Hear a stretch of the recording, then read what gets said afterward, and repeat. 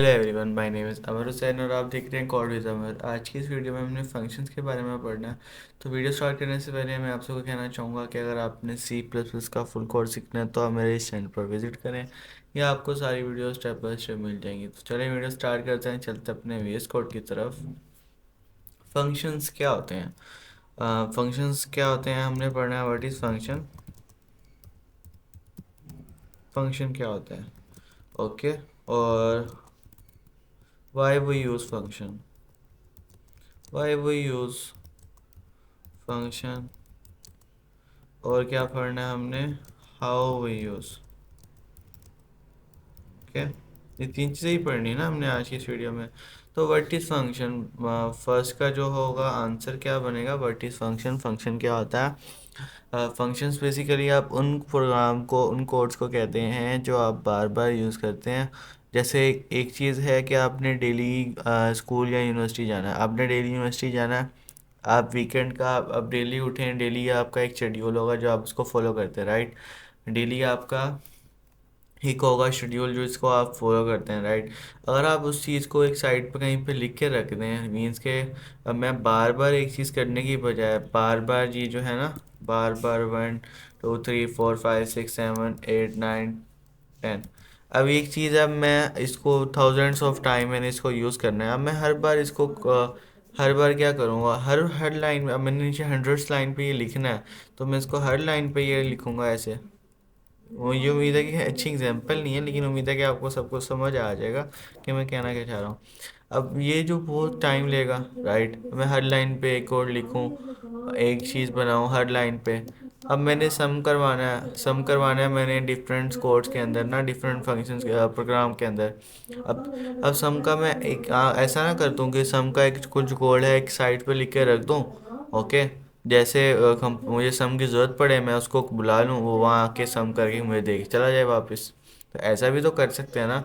तो फंक्शंस को हम तभी यूज़ करते हैं जब रिपीटिशंस ऑफ स्टेप्स हमने परफॉर्म करवाने हो, और उसका हम एक फंक्शंस बना देंगे। हम सिर्फ फंक्शन को जस्ट कॉल करेंगे इन वन लाइन। वो फंक्शन अगर हंड्रेड्स लाइन का भी होगा, वो वन लाइन पे आके अपना एग्जीक्यूशन का रिजल्ट हमें दे के चला जाएगा। हमारा जो मेन कोड है वो छोटा रहेगा, स्मॉल रहेगा। और हाउ हम फंक्शंस कैसे यूज़ करते हैं उसकी एग्जांपल भी देख लेते हैं। मैं एक बना लेता हूँ, बेसिक जो स्ट्रक्चर है वो लिख लेते हैं। आपको एग्जांपल से समझ आ जाएगी कि मैं कहना क्या चाह रहा हूँ। Using name space S T D. Okay, इसको यहाँ से ज़रा ख़त्म कर देते हैं, space. Using name space S T D, अब मैंने इंट मेन, अब हमने ना एक सम बनाना है, सम करना है दो वेरिएबल्स का, int a is equal to b का, और उसके बाद b, int a is equal to 10 कह दिया मैंने, int b is equal to मैंने 5 कह दिया। ओके, अब मैंने करवाना है सम, इंट सम। सम क्या करेगा? ए प्लस बी कर देगा। ओके, ऐसे करेगा ना सम। हमने क्या करवा देना, सी आउट करवा देना सम को। ओके, सी आउट करवा दिया मैंने सम को, कंट्रोल एस कर दिया है, कोड सही चल रहा है, रन भी करेगा। अगर मैंने ये काम बार बार करना हो, मैंने 10 बार सम करवाना हो, सही है, 10 बार मैंने एक ही नंबर को सम करवाना, तो मुझे क्या करना पड़ेगा? ये 2, ये 3, ये 4, ये 5, ये 6, ये 7, ये 8, ये 9, ये 10। ओके, 10 टाइम मुझे ये लिखना पड़ेगा, और हर बार मुझे यहाँ आके वैल्यूज़ चेंज करनी पड़ेंगी। इंट ए बी, सी हो गया, उसके बाद डी। ओके, ये सारा काम मुझे ऐसा करना पड़ेगा ना। नीचे वेरिएबल का नाम भी चेंज करना होगा, सेम नाम का वेरिएबल भी नहीं बन सकता होता।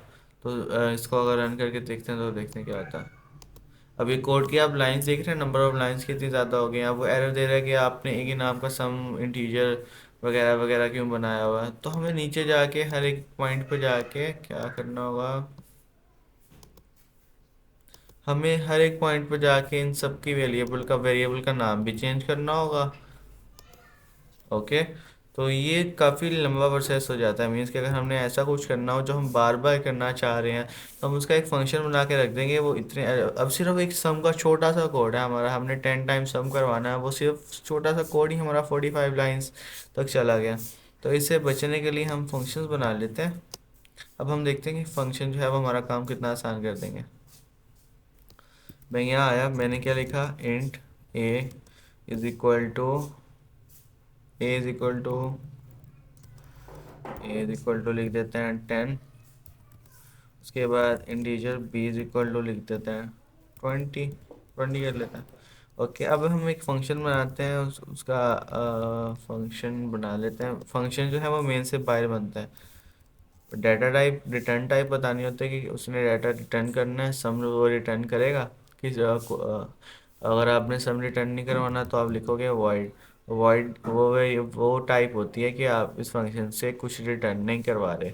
ओके, अगर आपने कुछ रिटर्न करवाना है तो जिस टाइप का आपने डाटा रिटर्न करवाना है उस टाइप की आपकी यहाँ रिटर्न टाइप आएगी। रिटर्न टाइप होती है। उसके बाद फंक्शन का नाम लिख देते हैं हम। फंक्शन का नाम लाजमी नहीं आप फंक्शन लिखो, मैं कुछ भी लिख देता हूँ, अपना नाम लिख देता हूँ। उसके बाद ये होते हैं उसके पैरामीटर्स, फॉर्मल पैरामीटर्स, इनको कहते हैं फॉर्मल पैरामीटर्स। यहाँ पे आप इंटीजर डाटा टाइप लिखेंगे और जिस टाइप का डाटा नीचे आना है और कितनी क्वांटिटी में आना है। जैसे दो वेरिएबल नीचे से आ रहे हैं ना, दोनों का टाइप इंट है, तो मैं यहाँ दो वेरिएबल बना दूंगा। ओके, दो वेरिएबल बना दूंगा। बस यहाँ पे एक ख़ास ख्याल रखना है कि अगर नीचे से जो भी चीज़ पहले आ रही है ना, आप उसका इंडेक्स भी यहाँ पे पहले दोगे, और जो चीज़ बाद में आ रही है वो भी आप यहाँ पे बाद में लिखोगे। फाइन। और उसके बाद सी आउट करवा देंगे। सी आउट क्या करवाना है, हमने सम ही करवाना है, तो एक नीचे बना के सी आउट करवा दो या ऐसे ही कर दो, sum is equal to a plus b. Okay, उसके बाद सी आउट करवा देंगे हम सम। कंट्रोल एस किया। अब यहाँ पे मैं मेन पे आके ना, अब मैं अगर इसको अब रन करूँगा ना, इस कोड को रन करूँगा, ये मुझे कोई आउटपुट ही नहीं देगा। कंट्रोल एस करते हैं, रन करते हैं, ये मुझे कोई आउटपुट नहीं देगा। कंपाइल तो हो गया लेकिन कोई आउटपुट नहीं है, क्योंकि अब हालांकि देखो मैंने यहाँ सी आउट करवाया हुआ 7 लाइन पे, और मेन जो है वो मैंने नीचे लिखा हुआ। तो सी आउट तो होना चाहिए था ना। तो फंक्शन जो है वो उस टाइम एग्जीक्यूट करता है जब मेन में उसको कॉल करते हैं, वरना वो ऐसे का ऐसे साइड पे कंपाइलर को पता भी नहीं चलता कि फंक्शन है। ओके, तो क्योंकि जब भी कंपाइलर रन करना स्टार्ट करता है वो सीधा डायरेक्ट मेन की ब्रैकेट्स के पास आता है, 11 लाइन से स्टार्ट करना स्टार्ट करेगा। वो मेन से पहले नहीं देखेगा कुछ पढ़ा के मैंने उसको रन करवाना है, वो सिर्फ मेन की जो ब्रैकेट्स होंगी ना उसके अंदर जितना डाटा होगा वो उसको रन करेगा। ओके, अब A is equal to 10, B is equal to 20 कर दिया। अब मैंने फंक्शन जो है ना सम अमर नाम का फंक्शन, उसको कॉल करवाना। कॉल करवाने का तरीका ये होता है कि जिस नाम का आपने फंक्शन बनाना है वो लिखो, जिस नाम का आप बनाया आप वो लिखो, और जो आपने उसको पास करना है अब वो लिख दो। मैंने यहाँ पे क्या पास करना है, ए कोमा बी, ये चीज़ पास करनी है ना, सेमीकोलन दे दिया। ओके, ए और बी उसको पास करना है ना मैंने। अब इसको कंट्रोल एस कर देते हैं, सेव कर देते हैं। अब ये जो होते हैं ना, इन दो को कहते हैं एक्चुअल पैरामीटर, और ये होते हैं फॉर्मल पैरामीटर। ओके, आप इन दोनों के नाम टाइप सेम भी रख सकते हो, मैंने जैसे अभी रखा है, कोई फ़र्क नहीं पड़ा। बस ये ध्यान करना जो चीज़ यहाँ से पहले जा रही है वो यहाँ से पहले इसमें रिसीव होगी। यहाँ से जो डाटा जाएगा वो इसमें रिसीव होगा, जो डाटा बाद में इसमें जाएगा वो इसमें रिसीव होगा। अब ये ना करेंगे कि बी इसमें ए इसमें, तो ये ज़रा थोड़ी सी कंफ्यूजन हो जाएगी आपको।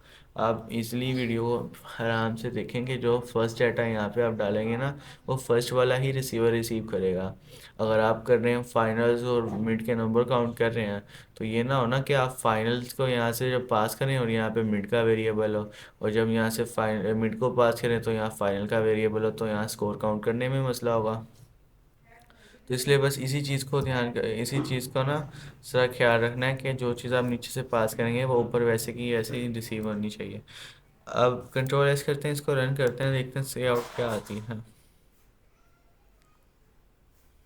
सी आउट आ गया सब, यहाँ एंडल भी लगा देते हैं। अब जो इसी से पहले जो हम कोड कर रहे थे 45 लाइन्स पर जा रहा था, 10 टाइम सम करवाना था ना, एक ही वेरिएबल को, दो ही वेरिएबल को, 10 और 20 को। पिछली वेरिएबल 10 और 5 था, मैंने 10 और 20 कर दिया बस। अब 10 टाइम सम करवाने का कोड हमारा 45 लाइन्स पे जा रहा था। तो अब ज़रा देखते हैं, अगर 10 टाइप सम करवाता हूँ तो कितनी लाइन्स पे जाता है। एक लाइन का ये सम हो गया, एक, दो, ओ सॉरी, इसको कॉपी करते हैं, कंट्रोल सी किया, 1 2 3 4 5 6 7 8 9 10। ओके, अब 45 लाइन्स का कोड हमारे कितनी लाइन्स पे चला गया, सिर्फ और सिर्फ 21 लाइन्स पे, वो भी इन सबको मिला के, ऊपर वाली जितनी हैं उनको मिला के, वरना 10 लाइन्स पे ख़त्म हो गया 10 लाइन्स का सम का कोड। ओके, अब मैं इसको रन करता हूँ, आप देखेंगे ये रन भी सही करेगा, हर बार मुझे सही आंसर देगा, कोई एरर नहीं देगा, सम सम सम सम सम सम। ओके, कोई एरर नहीं दिया उसने मुझे, जो चीज़ मैंने ऊपर उसको सी आउट करवाई हुई थी उसने वो कर दी। सम क्या है यहाँ पे बता देते हैं उसको, सम इज़, क्या है सम। ओके, कंट्रोल एस, फिर से रन करते हैं। तो फंक्शन जो है ना, ऐसी चीज़ जो आपने उसको बार बार यूज़ करना हो, जैसे सम इज 30 30 30 30 30, उसने कोई एरर नहीं दिया। ऐसी चीज़ जिसको आपने बार बार यूज़ करना हो, आप उसका एक फ़ंक्शन बना देंगे, इस टाइप का एक फ़ंक्शन बना देंगे, और मेन में जब उसको ज़रूरत हो ना आप उसको कॉल करवा लें। मैंने जस्ट यहाँ वन लाइन लिखी है, उसको बुलाया कि आ जाओ भाई, आपको मैं आपकी ज़रूरत है, आप आ जाओ यहाँ पे। वो कंपाइलर जैसे आएगा, जैसे आएगा इस लाइन पे 12 लाइन पे, वो नीचे वाला जितना कोड है उसको स्टॉप कर देगा और चला जाएगा इस वाली लाइन पे, जहाँ पे उसको फंक्शन मिलेगा बना हुआ ऊपर ना। जैसे उसको फंक्शन मिलेगा वो उसके अंदर आएगा, उसका जितना भी एग्जीक्यूशन है वो पूरा करके दोबारा अपनी मेन में दोबारा जहाँ उसको कॉल किया हुआ था वहीं पे आ जाएगा, फिर वहाँ से आगे एग्जीक्यूट करना स्टार्ट कर देगा। ओके, जैसे फंक्शन कॉल होती है तो नीचे का जितना भी परफॉर्म होना होता है ना, वो एक टाइम के लिए स्टॉप हो जाता है, कंपाइलर फंक्शन पे चला जाता है, फंक्शन में जो चीज़ रन करनी होती है वो रन करता है, उसके बाद दोबारा मेन में आके फंक्शन के ज़रिए आगे डाटा जो भी परफॉर्म करना है वो परफॉर्म करेगा।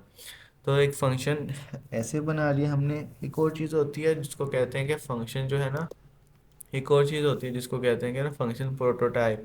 प्रोटोटाइप क्या होती है, अगर अब ये जो मेन है, अगर मैं ये फंक्शन मेन के बाद बना दूँ तो क्या होगा। अभी तो मैंने मेन से पहले बनाया था ना, मैंने आपको कहा था कंपाइलर डायरेक्ट मेन पे आता है, ऊपर वाला कोड जो है ना वो कंपाइल तो कर लेता है लेकिन रन कभी नहीं करता, रन जो है वो सिर्फ मेन ही होगा। अब मैंने कोड जो बनाया मैंने क्या किया, सिर्फ उसकी पोजीशन जो है ना ऊपर से नीचे रख दी मेन के बाद। अब कंपाइलर आपको पता है कि ऊपर से नीचे डाटा कंपाइल करना स्टार्ट करता है। हम इसको रन करता हूँ ना तो देखते हैं अब एरर आ रहा है। एरर क्या आ रहा है वो देखें, कंपाइलर जो है वो एरर देना स्टार्ट कर दिया उसने। तो मैंने सिंपल क्या किया, मैंने तो उसकी सिर्फ पोजीशन चेंज की, उसको ऊपर से ऊपर लिखा हुआ था मैंने उसको नीचे लिख दिया। अब उसको क्या हुआ, उसको फंक्शन जो है ना, कंपाइलर इस लाइन पर जैसे आया ना, उसने कहा यार अमर नाम को जो फंक्शन है कहाँ पे है, ऊपर देखने चला जाएगा, उसको ऊपर अगर नहीं मिला ना तो वो एरर देने लग जाएगा। अगर आपने फंक्शन बनाना है मेन मेन के बाद, तो आप सिंपल क्या करेंगे, जिस नाम से फंक्शन बनाना है ना और जिस टाइप से बनाना है आप वो लिखेंगे वाइड अमर। ओके, यहाँ पे सिर्फ जिस टाइप का है उसके पास फॉर्मल पैरामीटर्स आएंगे, बस आपने वो उसको टाइप बता देनी है, सेमीकोलन दे देंगे, कंट्रोल एस किया। अब हम इसको रन करते हैं, आप देखेंगे कि रन हो जाएगा।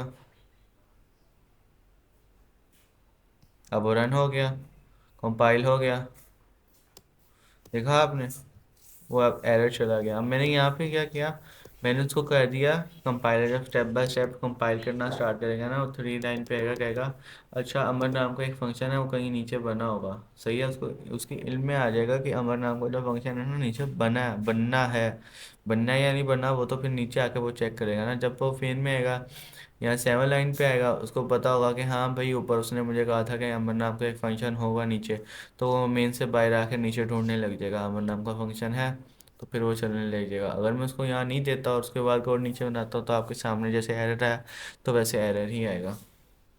तो मुझे उम्मीद है कि आज की वीडियो आपको पसंद आई होगी। तो वीडियो एंड करने से पहले मैं आपको कहना चाहूँगा कि अगर आपने सी प्लस का फुल कोर्स सीखना है तो आप मेरे चैनल पर विजिट करें, आपको सारी वीडियो सी प्लस की स्टेप बाय स्टेप मिल जाएगी।